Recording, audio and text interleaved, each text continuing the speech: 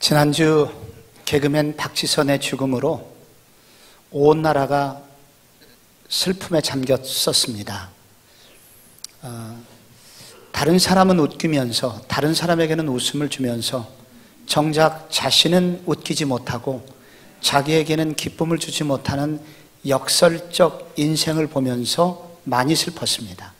그런데 개인적으로 더욱 가슴이 아팠었던 것은 바로 이 자매가 고려대학교 사범대를 다녔는데 사범대학의 건물이 우리 교회로부터 직선거리로 70m예요.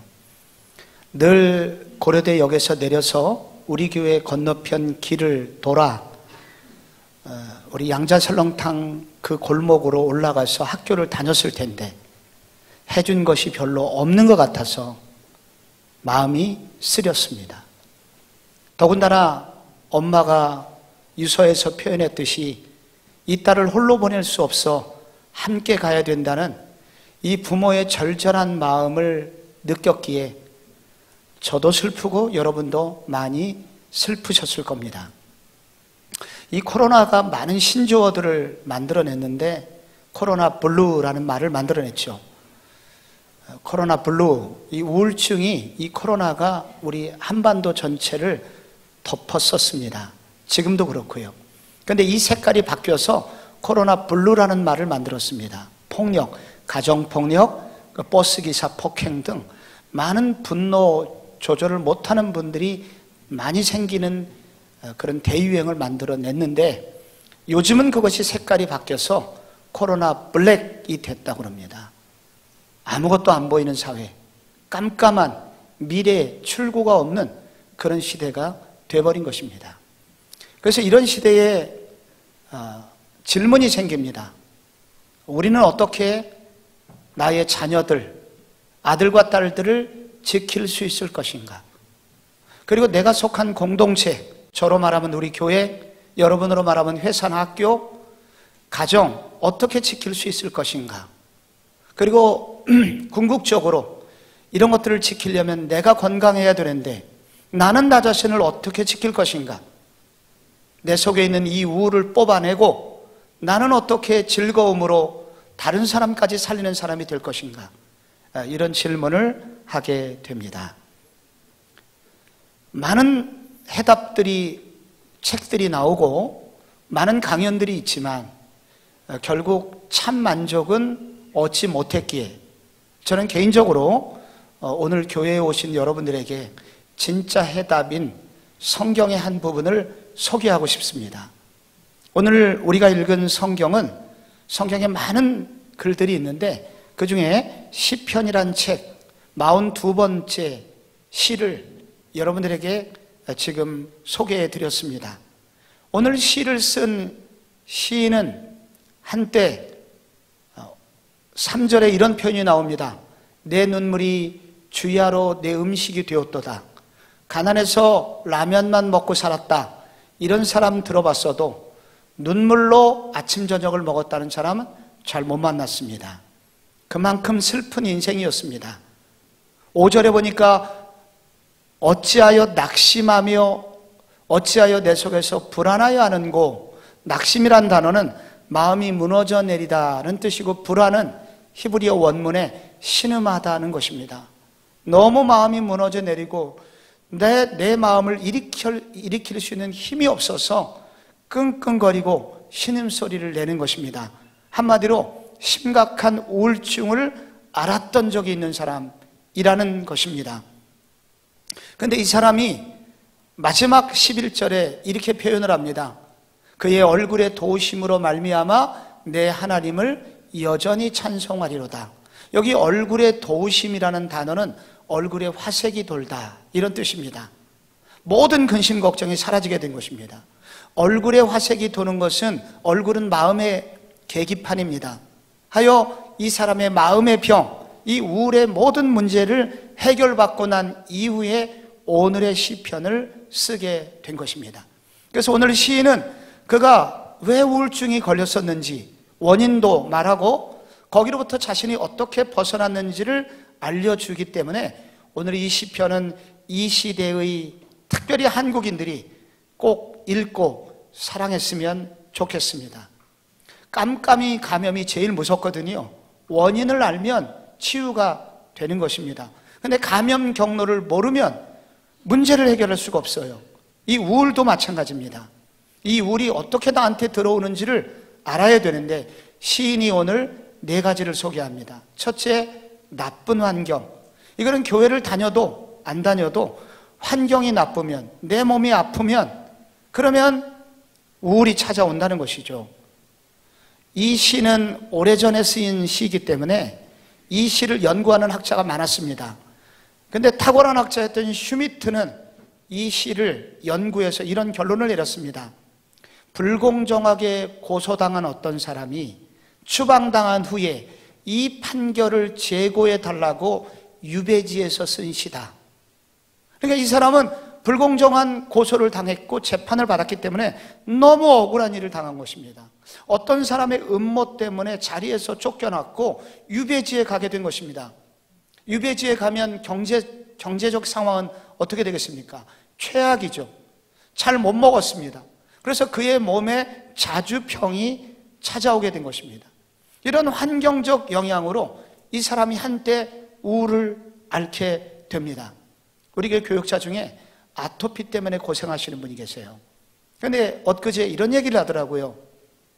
자기가 아토피가 심할 때는 온몸에 진물이 나고, 그리고 이것이 따끔따끔한 이 증세가 온 전신에서 느껴지게 되고, 이것이 두피까지 올라가게 되면 극단적 생각을 하게 된답니다.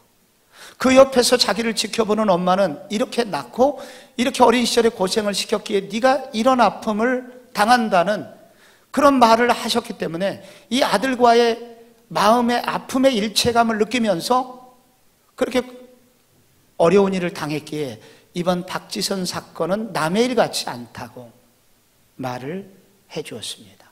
어려운 상황은 우리로 우울에 빠지게 하기도 합니다. 두 번째 이유는 외로움입니다. 이 사람이 한때 내가 4절에 보면 내가 성의를 지키는 무리와 동행하고 기쁨과 감사의 소리를 내고 이제 이 일을 기억하고 내 마음이 상하는도다.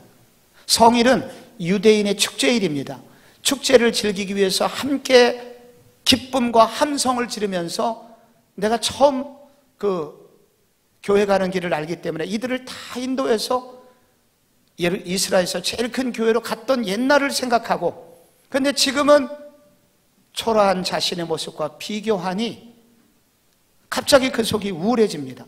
좋았던 옛날 시절과 비참한 오늘의 현실을 비교하면 우리가 우울이 찾아오기도 합니다. 세 번째 이유를 말합니다. 조롱당함. 사람이 조롱당하면 우울해집니다. 이 사람도 3절에 사람들이 종일 내게 하는 말이 내 하나님이 어디 있느냐 하오니 내 눈물이 음식이 되었다고 합니다. 신앙인, 경건한 사람에게 있어서 하나님은 모든 것입니다. 그런데 그 하나님이 너를 지켜주지 못하고 있어. 네 하나님은 없어. 그 순간 이 사람의 정체성이 무너지면서 우울이 찾아옵니다. 요즘 이 사건, 우리 박자매 사건 때문에 댓글 논쟁이 다시 불이 붙었습니다. 제가 이번 사건을 기사를 읽으면서도 참 못된 사람들이 이렇게 많구나, 악성 댓글들이 이렇게 많구나, 저렇게 우리에게 즐거움을 주는 자매를 향하여 너는 대한민국에서 제일 못생겼다, 나도 나중에 너처럼 못생기면 개그맨이나 할 거야, 어떻게 이런 말을 할 수 있을까? 이런 말을 듣는 당사자는 마음이 무너지고, 그리고 이런 얘기를 들은 당사자의 부모들은 치를 떨게 됩니다. 이때 우리도 모르게 우울이 찾아와요. 마지막 이유입니다. 이것은 다른 곳에서는 말하지 않는 것입니다. 교회에서만 들을 수 있지만 진짜 그런 원인이 있습니다. 바로 마귀라는 존재 때문입니다. 이 10절에 보면요, 내 뼈를 찌르는 칼같이 내 대적이 나를 비방하여 늘 내게 말하기를 내 하나님이 어디 있느냐 하도다. 여기 내 뼈를 찌르는 칼같이라는 이 성경의 번역본이 여러 개 있는데, 어떤 번역본에는 칼이 내 뼈에 들어옴 같이, 그리고 어떤 번역본은 뼈를 부수어뜨림 같이 내 대적이 나를 비방했다는 것입니다. 그 새 치열을 가지고 나를 비방하고 조롱하는데 그것이 얼마나 아픈지 내 뼈 속에 칼이 들어오는 것 같아요. 여러분, 뼈를 뚫고 칼이 들어오는 건 쉬운 일이 아닙니다. 그래서 이 성경을 연구하는 학자들은 말하기를 이렇게 조롱하는 것은 단순한 사람이 아니다. 그러면 무엇인가? 그것은 바로 악한 존재, 악한 영이 그 사람의 배후에서 그를 비방하는 것이다. 성경은 그런 존재를 마귀라고 하기도 하고 사탄이라고 부르기도 하고 귀신이라고 부르기도 합니다. 아돌프 아히히만이라는 사람이 있거든요. 유대인 600만 명의 학살을 계획하고 실제로 많은 사람을 아우슈비츠 수용소에서 죽였던 잔인한 인간입니다. 그가 2차 대전 끝나고 남미로 도피하였다가 1960년에 붙들려서 이스라엘로 압송돼 와서 전범 재판을 받았었습니다. 근데 그때 재판이기 때문에 증인이 필요했고, 그때 에힐 디누르라는 사람이 남자분이었고 증인으로 이분이 이제 입장을 하게 되었는데, 이 창문 너머로 이 아이만의 얼굴을 본 순간 이 사람이 기절을 해버리게 되었습니다. 재판은 아수라장이 되었고, 그리고 얼마 후에 TV에서 이 사람 인터뷰를 했습니다. 왜 그 사람 보고 쓰러졌느냐? 옛날의 상처가 기억이 나서 그랬느냐? 이 사람의 답변이 전혀 예상 밖이었습니다.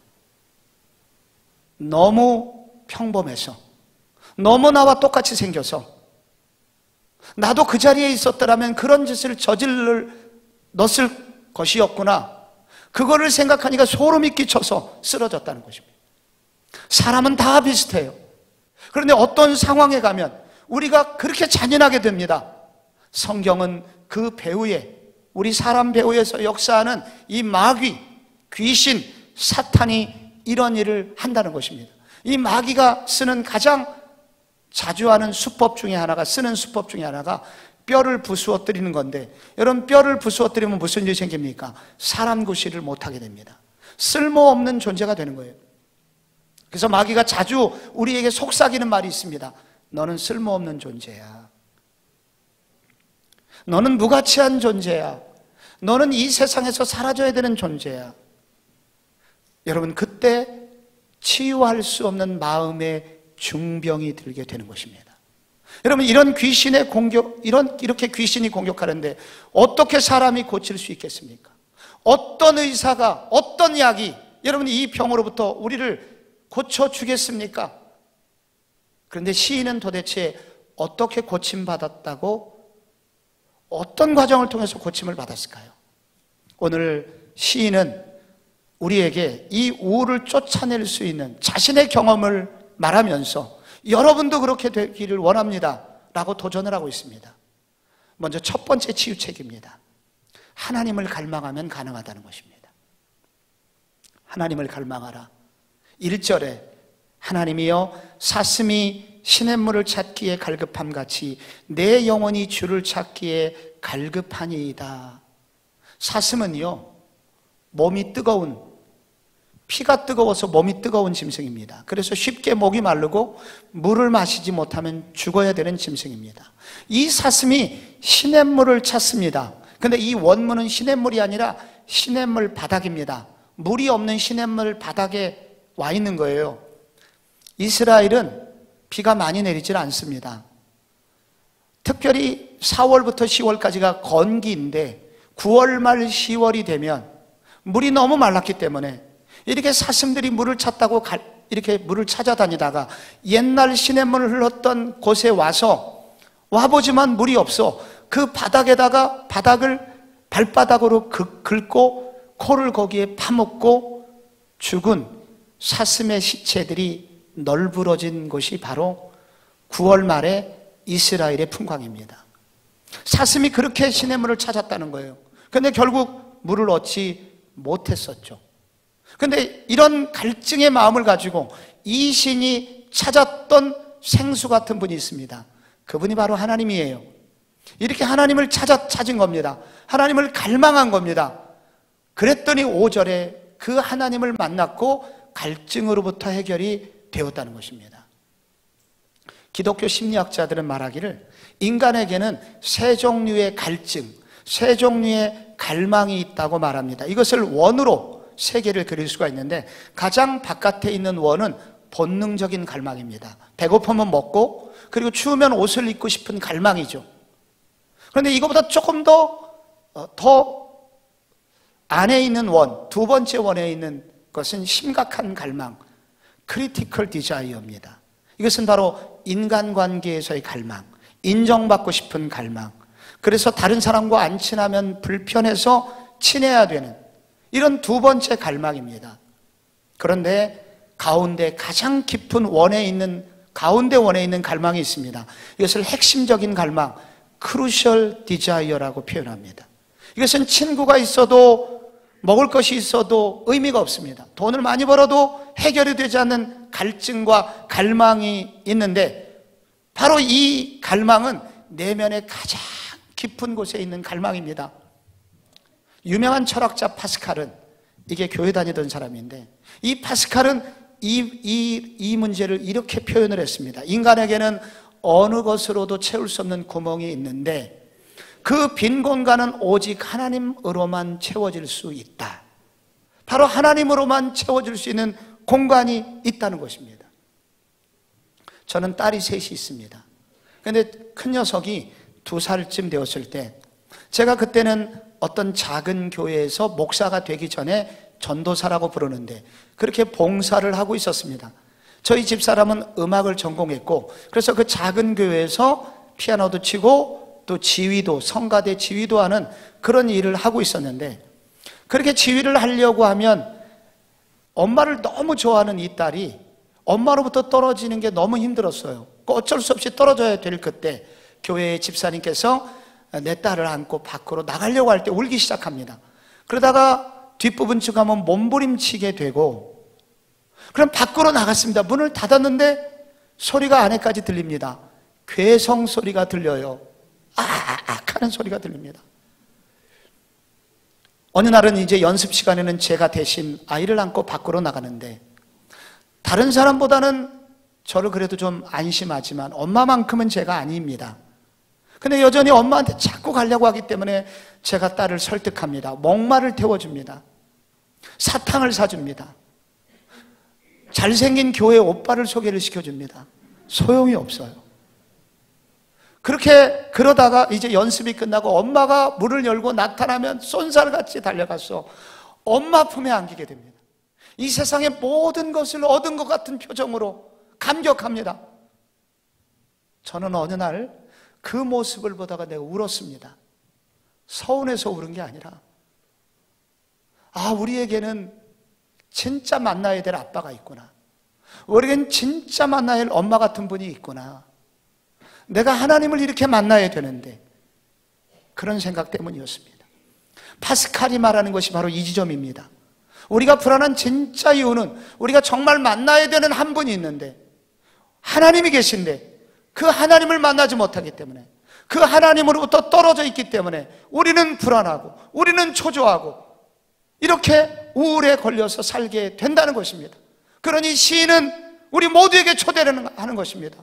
여러분의 진짜 부모님이신 하나님의 품에 안겨보십시오 라고 도전을 하고 있습니다. 두 번째, 시인은 우리에게 자신의 아픔을 치유받은 이후에 우리에게 이런 조언을 합니다. 자신과의 건강한 대화를 시도해 보십시오. 5절에 보면요, 내 영혼아 내가 어찌하여 낙심하며 어찌하여 내 속에서 불안하여 하는가? 너는 하나님께 소망을 두라. 이런 구절이 나옵니다.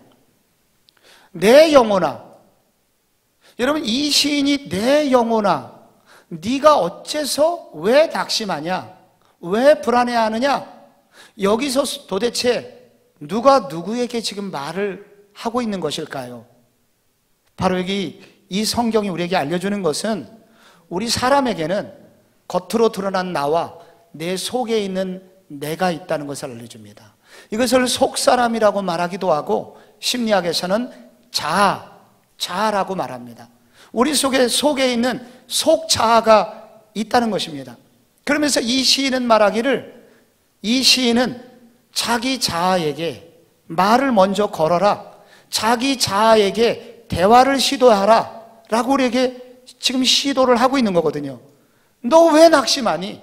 너 왜 불안하니? 하나님을 좀 바라봐, 이렇게 말하고 있습니다.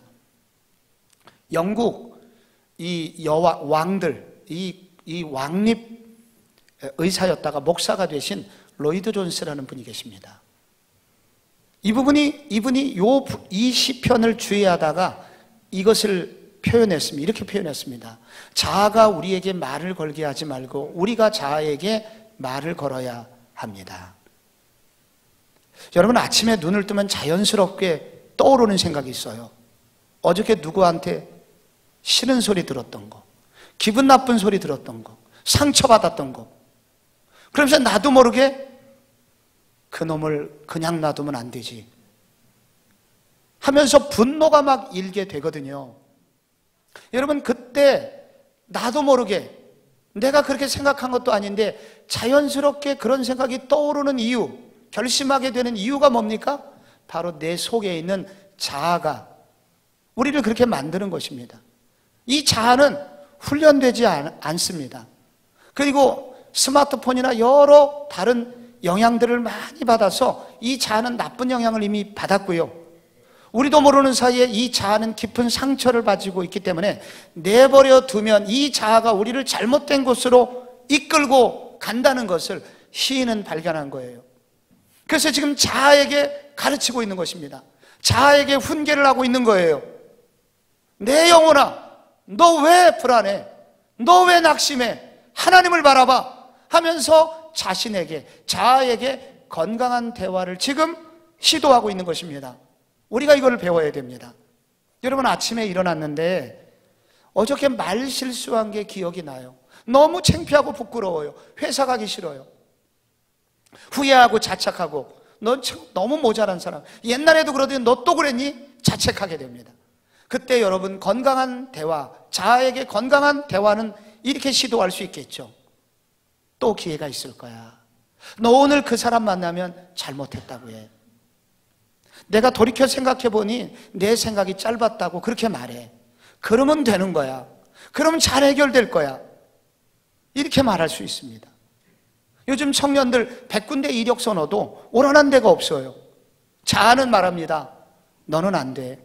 네가 무엇을 할 수 있겠어? 너는 쓰레기야. 혹은 또 다른 자아는 내가 부모만 잘 만났더라면, 그런 생각, 마흔이 우리 속에 자연스러운 생각이 떠오를 때 우리는 자아에게 건강하게 이렇게 훈계할 수 있습니다. 너는 그래도 최선을 다했어. 너는 그동안 잘 살아왔어. 포기하지 마. 네가 준비를 최선을 다한다면 하나님이 언젠가 너를 써주실 거야. 그때까지 잘 참아봐. 이렇게 자아를 훈련시킬 수 있습니다. 여러분, 어떤 사람은 자꾸 환청이 들린다고 그래요. 너 쓰레기 같은 놈아. 너는 여기서 필요 없어. 너는 죽어버려. 여러분, 이런 것을 일컬어 마귀가 가져다 주는 생각이라고 합니다.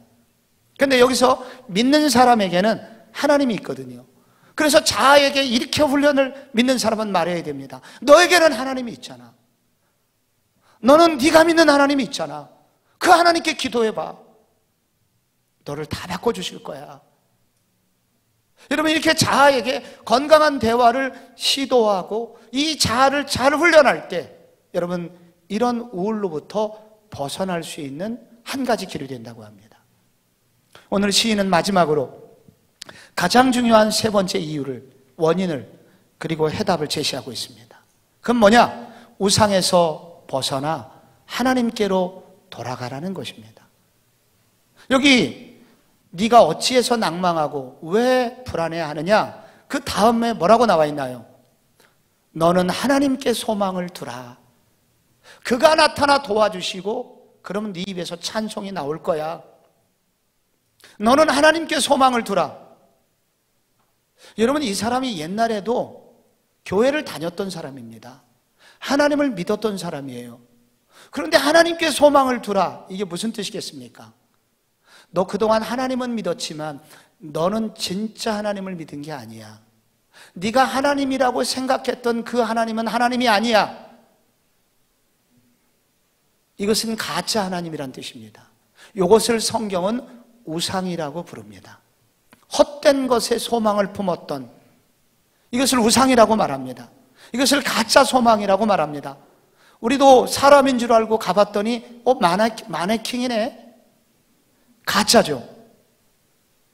여러분, 성경에는 많은 짝퉁 하나님이 나옵니다. 이 짝퉁 하나님을 일컬어서 우상이라고 말해요. 오늘 시인의 직업은 교회에서 찬양을 인도하는 그런 분이었습니다. 오늘 여기서 성가대에서 찬양을 불러줬잖아요. 저기서 지휘를 하는 사람, 바로 그런 사람이 오늘 시인의 저자입니다. 근데 노래하는 사람이 자주 빠지는 함정이 인정받음이라는 우상의 함정을 빠지게 되는데요. 사람들이 막 노래를 잘했다고 하면 막 그날 기분이 좋고, 노래가 잘했다는 얘기가 별로 안 나오면 낙심하고, 그리고 슬프게 되는 거. 이거는 보통 사람도 다 그런 느낌은 가지게 됩니다만, 이런 것에 병적인 집착을 하는 사람들이 있습니다. 그게 바로 우상입니다. 사람들의 박수가 안 나오면 기운이 없고, 밥맛이 없고, 위축되고, 누군가에게 과도한 짜증을 내고, 이때 바로 이 인정받음이라는 우상이 바로 우상이 되어서 우리를 자꾸만 이상한 사람으로 만들어 버리게 됩니다. 사람에게 인정받으면 기쁘고 그것이 소망인 줄 알았는데, 그때 그 기쁨이 하나님이 주는 기쁨인 줄 알았는데, 내가 진짜 하나님에게 소망을 둔 게 아니라 바로 이와 같은 사람들의 인정받음이라는 우상에게 그동안 내가 그런 우상을 섬기고 살았구나. 거기에 소망을 두고 살았는데 알고 보니 가짜였구나. 내가 가짜 연료를 넣고 자동차를 주행하듯이 내 인생을 그렇게 살아왔구나 깨닫게 되는 것입니다. 너는 하나님께 소망을 두라. 우상에서 돌이켜 하나님께 소망을 두라 말하고 있는 것입니다. 제가 이전에 다니던 교회에 여자분이 있었습니다. 이분은 너무 이뻐서 많은 남자들에게 구애를 받았습니다. 근데 조금 사귀다가 헤어지고 조금 사귀다가 헤어지다가 결국은 중년의 부자 남자랑 결혼을 했습니다. 이유는 한 가지예요. 너무 가난하게 살았습니다. 이 여자분이 너무 가난하게 살아서 이 여인이 원하는 한 가지 소원은 가난으로부터 벗어나는 것이었습니다.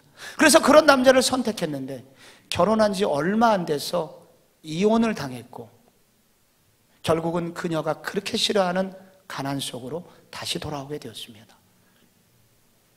이 여자 속에는 돈이 우상이었습니다. 다른 것은 없어도 돼, 돈만 있으면 진짜 행복이 올 거야, 이렇게 생각했는데 그 돈은 가짜 하나님이었던 것입니다. 어떤 사람은 성공하는 것을 목숨을 걸고 이 성공을 위하여 이게 하나님인 줄 알고 이거를 만나면 하나님이 주는 행복인 줄 알고 쫓았다가, 또 어떤 사람은 자식이 우상이 돼서 자식을 하나님처럼 섬기다가, 어떤 사람은 권력이나 어떤 사람은 영향력을 미치는 삶이 의미 있는 줄 알고 살다가, 이것이 가짜라는 사실이 발견되는 어느 날 그의 인생이 통째로 날아가 버리는, 그래서 그때 우리 몸속에 생기게 되는 것이 깊은 우울증이라는 것입니다. 오늘 시인은 가짜에서 벗어나 진짜 하나님을 찾게 됩니다. 이 시인이 오늘 진짜 하나님을 만납니다. 우상과 하나님의 결정적인 차이가 있습니다. 우상은 우리가 뭔가 성공해야 우리를 사랑해 주는 것 같습니다. 그런데 성경의 하나님은 나를 낳으신 부모님이십니다. 성경은 하나님께서 우리를 창조하신 부모님이라고 말합니다. 하나님은 우리를 만드신 부모님이시기 때문에 우리가 성공을 하든 혹은 성공을 못하든, 돈을 많이 벌든 돈을 벌지 못하든, 내가 좋은 곳에 취업을 하든 좋은 곳에 취업을 못하든 그거와 상관없이, 우리의 상황과 상관없이 우리 하나님은 우리를 그대로 받아주십니다. 그대로 사랑하십니다. 그냥 이뻐하십니다. 이유 없이 사랑하시고, 이유 없이 안아주시고, 이유 없이 칭찬하시고, 이유 없이 끝까지 책임지신다고 말씀하십니다. 마치 여러분들이 여러분의 자식에게 그렇게 하시듯 말입니다.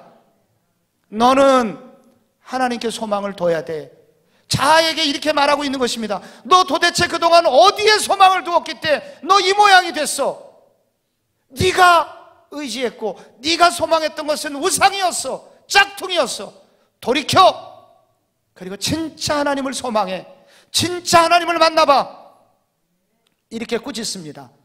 이것을 성경은 회개라고 부릅니다. 돌이키는 것이죠. 잘못된 소망에서 진짜 하나님께로 돌아갑니다. 이거를 성경적 용어로 회개한다라고 말합니다. 용서를 구하는 것입니다. 그리고 돌아가는 것입니다. 그때 무슨 일이 생겼나요? 소망을 두라. 그가 나타나 도우심으로 입에서 찬송이 나옵니다. 그분이 나타나신다는 거예요. 이 말은 그분의 손이 진짜 나타나셔서 내 마음을 어루만져 주시고 내 인생을 이끌어 주시는 분이 되신다는 것입니다. 그때 내 입에서 찬송이, 노래가 나오게 됩니다. 얼굴이 화색이 돌면서 천사의 얼굴처럼 바뀌게 된다는 것입니다. 마음의 병이 고쳐지게 된 것이죠. 그래서 진짜 하나님을 만나면 진짜 의사를 만난 것과 같습니다. 그 하나님만이 진짜 의사이십니다. 그 하나님만이 우리의 마음의 깊은 병까지 고쳐주실 수 있는 것입니다.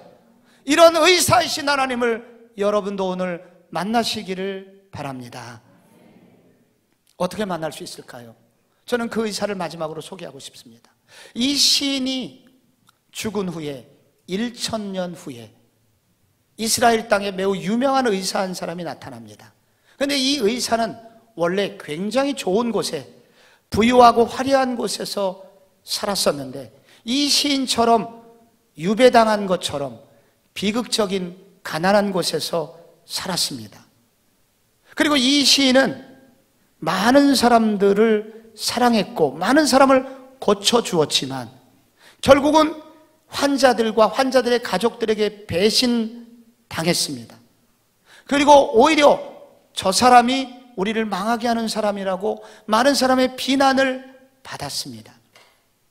그럼에도 불구하고 이 사람은 환자들의 진짜 병의 원인이 되는 죄라는 병, 병균, 패스트, 이 모든 병균을 이분이 홀로 해결하기 위해서 죽음의 길을 선택합니다. 그 마지막 환자들을 위해서 죽어가는 가운데서도 환자들과 환자들의 가족들은 이 의사를 향하여 막 손가락질합니다. 이런 조롱을 받으면서도 끝까지 환자들을 사랑한 의사가 있습니다. 진짜 그런 분이 계시냐고요? 성경에 마태복음이라는 책이 있습니다.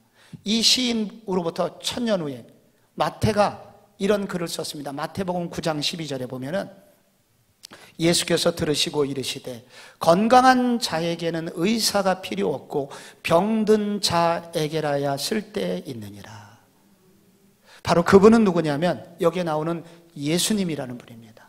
그 예수님이라는 분이 의사로 이 세상에 와서 내가 이 땅에 온 것은 병든 자를 고치기 위해서 왔다고, 그리고 내가 너희들을 위해서 죽는 것은 그 이유는 내 죄 때문에 죽는 게 아니라 너희들의 아픔과 진짜 너희들이 해결받아야 되는 죄 때문에 죽는 것이라고 그렇게 말했습니다. 그 표현을 어떤 다른 성경책, 이사야라는 다른 성경책에 이렇게 소개를 했습니다.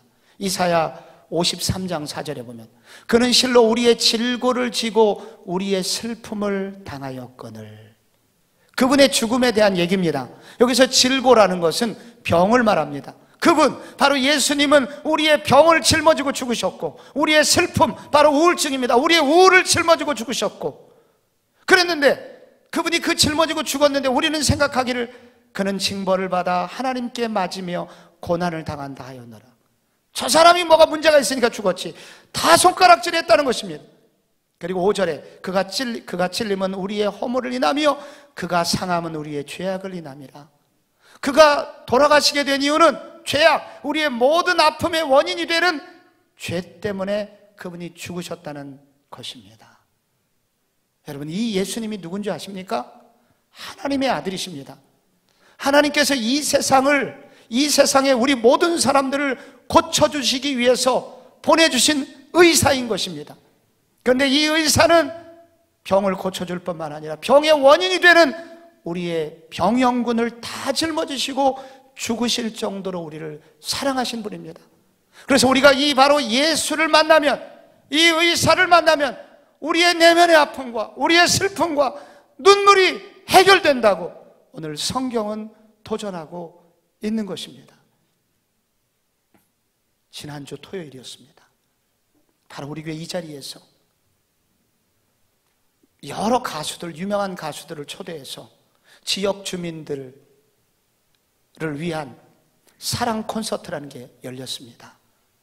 그런데 그 가수 여러 명이 왔는데 젊은이들에게 가장 폭발적인 인기를 얻었던 한 분이 있습니다. 자두라는 한때 유명한 가수입니다. 이 자두가 김밥이란 노래, 대화가 필요해, 이게 젊은이들이 익숙한 노래인데, 근데 이 노래보다도 그날 이분이 우리에게 보여줬던 그 발랄함과 그리고 톡톡 튀는 기쁨을 많은 젊은이들을 매료시키게 된 것입니다. 저는 바로 옆에서 사회를 봤거든요. 제가 이 자두라는 분과 대화를 조금만 해봐도 긍정의 에너지가 확 오는 것이 느껴질 정도로 이분은 기쁨의 아이콘입니다. 이분의 얼굴을 좀 보세요. 이분이 이렇게 많은 사람에게 기쁨과 그리고 많은 사람들에게 소망을 주는 그런 일들을 지금 하고 있습니다. 그런데 알고 보니 이분은 한때 깊은 우울증 환자였더라고요. 과거에 교회를 다녔지만은 교회를 떠난 사람이었고, 그러던 와중에 가수로 유명세를 얻게 됐습니다. 유명해지니 돈도 많이 벌었고, 그래서 자기가 진짜 행복한 사람인 줄 알았답니다. 그러던 어느 날 소속사 관련된 문제 때문에 사기를 당하게 되었고, 그래서 그는 거액의 빚더미를 안게 되었습니다. 이 빚을 해결하려면 그는 더 인기가 있어야 되고, 그러려면 노래를 잘해야만 됐고, 그래서 자신을 채찍질해서 열심히 노래를 연습했는데, 그때 사람들의 반응이 시원치 않으면 두려움이 찾아오게 됩니다. 불안하게 되고 초조하게 되고, 그 결과 수리 없이는 잠을 이루지 못하게 되고, 그러다가 알코올 중독자가 되었다고 합니다. 누가 살짝만 건드려도 울어버리거나 혹은 누구에게 과도한 짜증을 내는 조울증을 앓게 된 것입니다. 그런 슬픔을 당하던 어느 날 자신이 진행하는 라디오 프로에 에스더라는 가수가 왔고, 노래하는 중간에 대화 중에 초대를 받게 돼요. 에스더가 다니던 교회에 초대받게 됩니다. 서울 외곽의 한 작은 교회였다고 합니다. 문을 열고 들어가니까 할아버지 목사님께서 기타를 치면서 찬송을 부르고 있었는데, 예전에 교회를 다녀본 분이기 때문에 교회를 들어가자마자 무릎을 꿇고 기도하는 신용을 했는데, 신용만 했는데 그때 갑자기 자기도 모르게 눈에서 눈물이 떨어지기 시작하더래요. 그 눈물은 오열이 됐고, 그래서 자기의 몸과 방바닥이 붙을 정도로 엎드려서 그렇게 한참 울고 있는데 등이 갑자기 따뜻해지더랍니다. 그리고 세미한 음성이 들리는데, 딸아, 나는 너를 한 번도 떠난 적이 없다. 너를 사랑한다. 내가 너를 기다렸다. 하나님이 그에게 찾아오신 것입니다. 그래서 그날 4시간을 그렇게 울고 기도를 하고 일어나서 집에 왔는데, 그때부터 이상한 일이 생긴 겁니다. 얼굴이 바뀐 것입니다. 그리고 그 다음부터는 노래를 잘 못해도 짜증이 나지 않더래요. 누가 나를 인정해 주지 않아도 나를 여전히 받아주시고 나를 사랑해 주신 하나님이 계시지, 이 하나님의 품에 깊이 안긴 그 감격이, 이렇게 세상에서 조금 흔들리는 일, 어려운 일이 있어도 문제가 되지 않게 되더랍니다. 오늘 이 자리에 오신 사랑하는 모든 우리 이 자리에 참석하신 예배를 드리고 계시는 예배자 여러분, 여러분 모두 이 하나님을 만나시기를 바랍니다. 이 하나님의 품에 여러분 모두 안기시는 시간이 되시기를 바랍니다. 여러분, 이 하나님을 어떻게 만날 수 있을까요? 성경에 이런 구절이 있습니다. 요한계시록이라는 책에 보면 누구든지 내 음성을 듣고 문을 열면 내가 그에게로 들어가 그로 더불어 먹고 그는 나로 더불어 먹으리라는, 함께 잔치에 참여하게 되는 얘기인데요. 여기서 누구든지 내 음성을 듣고라는 말은 여기 문이 나오잖아요. 그래서 이 음성은 노코스리를 말하는 겁니다. 똑똑똑 두들기는 것입니다. 그때 지금 여러분에게 하나님께서 여러분에게 노크를, 마음의 문에 노크를 하고 있는 것이죠. 그때 이 음성을 듣고 문을 열면, 문을 연다는 것은 여기서 두 가지입니다. 하나는 내가 그동안 잘못 살아왔네요, 마음을 돌이키는 것입니다. 회개하는 것입니다. 그리고 문을 연다는 두 번째는 그분을 초대하는 것입니다. 나에게 문을 두드렸던 이분에게, 이분을 마음을, 문을 열고 이분을 확 모셔드리는 것입니다. 어서 오세요. 그러면 그때부터 이 축제가 시작된다는 것입니다. 치유가 시작된다는 것입니다. 그래서 결국 화색이 돌게 되고 노래를 하는 사람이 될 수 있다는 것입니다. 오늘 여러분 모두 이 예수님을 만나시기를 바랍니다. 간단합니다. 이 예수님을 정말 만나려면 저는 그분들을 위해서, 소원하는 모두를 위해서 내가 기도를 드리려고 그러는데, 이 기도를 진실로 따라 하신다면 바로 이 순간 예수님께서 여러분 안에 들어가셔서 여러분의 하나님이 되어주실 겁니다. 제가 할 기도 내용은 이것입니다. 저는 그동안 소망이 아닌 것을 붙들고 살아왔습니다. 용서하소서. 그리고 제가 마음의 문을 여오니 제 속에 들어오소서. 이렇게 진실로 기도하면 지금 눈에 보이지 않는 하나님께서 여러분의 속에 들어가시고 여러분의 주인이 되어 주실 것입니다. 여러분께서 그런 마음이 드시는 분들, 목사님 저를 위해서도 그렇게 기도해 주세요 라는 마음이 드시는 분들, 주님의 음성을 듣는 것처럼 그렇게 마음에 지금 와닿는 분 계시다면 여러분의 손을 한번 가슴에 얹어 보시겠어요? 저처럼 한 번만 이렇게 얹어 보시겠어요? 예, 고맙습니다. 또 한 번 얹어 보시겠어요? 2층에도 그렇게 마음의 소원이 되시는 분들은 마음에 이렇게 좀 얹어 보시겠어요? 모두 눈을 감겠습니다. 제가 간단한 기도를 할 때 마음으로 여러분도 한번 입을 벌려서 한번 제 기도를 한번 따라해 주시겠습니까? 예수님, 저는 소망이 아닌 것을 붙들고 살아왔습니다. 그동안 내 마음대로 살아왔습니다. 나만을 위하여 살아왔습니다.